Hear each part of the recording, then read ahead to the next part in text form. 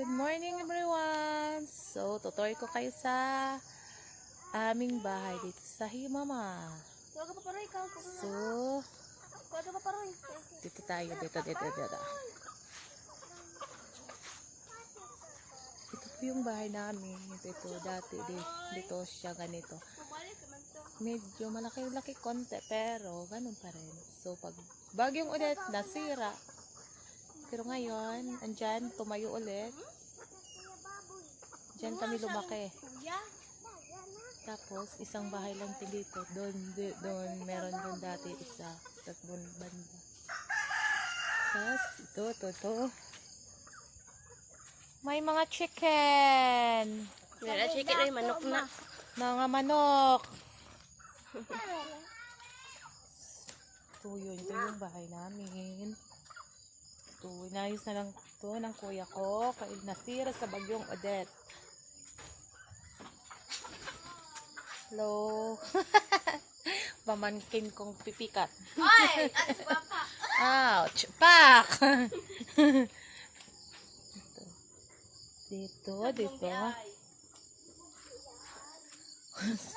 Meron tayong higaan. Pwede dyan tulog. Ano dahil? Ano sa'yo tawag ini? Balimbing. Balimbing.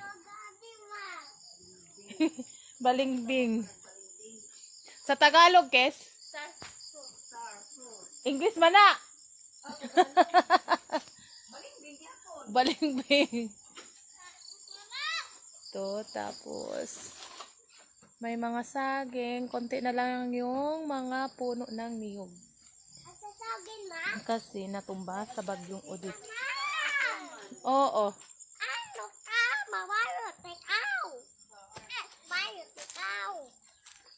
No, dito. Dito kami lumaki.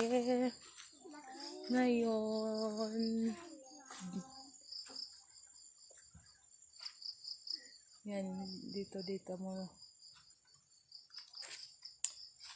Dito tayo sa taas. Doon tayo sa taas na. Ha?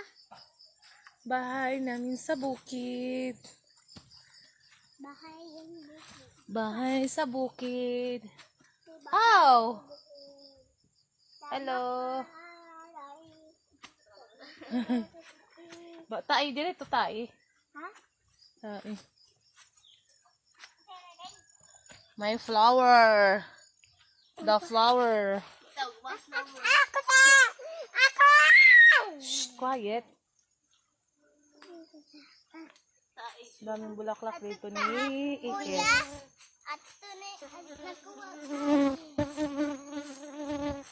Tayo sa itaas.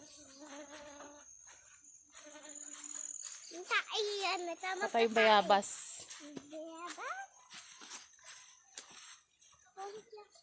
Ganyan dito. Dyan.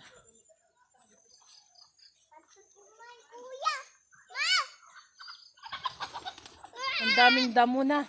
Hala, laki! Meron ako ang saging. Oh, may hinog na. Laki. Hello, sunshine. Hello. Ito yun. Ito yung lupa namin. Konti na lang yung lobby. Natumba sa bagyong Odette. Dati ang linis dito, ngayon sobrang dami ng damo. Kunti na lang kasi nakatira, kuya ko na lang, tapos yung pinsa namin doon.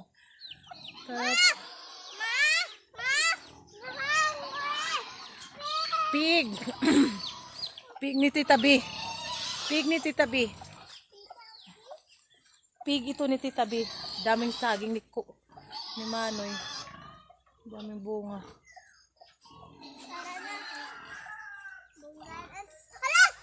Yan, may bayabas. May bayabas.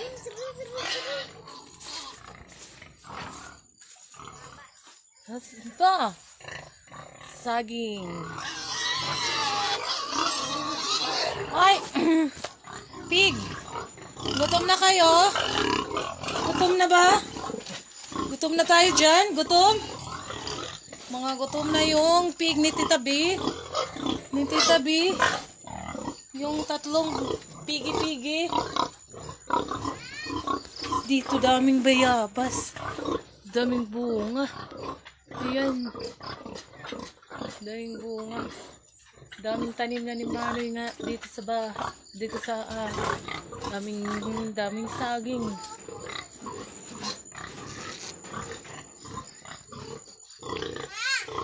Ganito kami. Dito kami lumaki. Dito sa probinsya, sa bukid. Wow, dami bayabas ah! Yay, bayabas!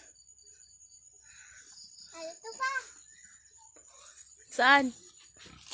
Sa taas? Naman. Sa taas niyan mamaya. Doon tayo. Doon tayo.